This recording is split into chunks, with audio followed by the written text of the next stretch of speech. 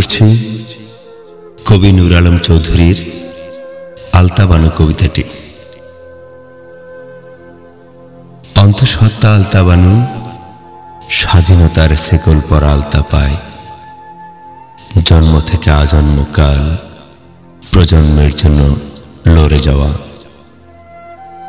ভাগ্যের কি নির্মম পরিহাস, তিমির রাত্রিতে ধর্ষিতার আর্তনাদ, দীর্ঘশ্বাসে নীরব অশ্রু, নর পশুরা করে উল্লাস।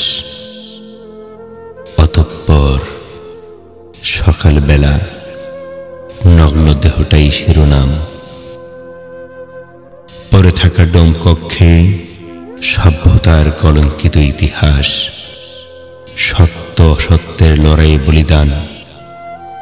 প্রলম্বিত হলো স্বাধীনতা, লুণ্ঠিত হলো স্বাধীনতা, কণ্ঠিত হলো স্বকীয়তা, আর লাঞ্ছিত হলো মানবতা।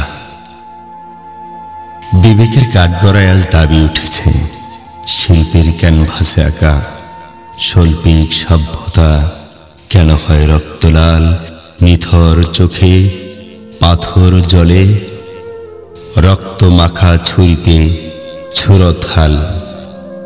সভ্যতার মঞ্চায়নে দাসত্বের চক্রবাক, আলোর চোখে কালো পট্টি, ন্যায়ের পাল্লা শূন্য, ভেঙে পড়া অধিকারের খুঁটি।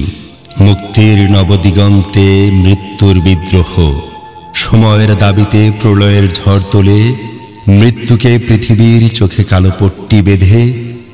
অসভ্যতার মধ্যযুগকে বর্বরতার বলে করি তিরস্কার। কেন নয়, কেন নয় নব্য সভ্য যুগকে? নির্মম সভ্যতা ফিরে আসে ফের।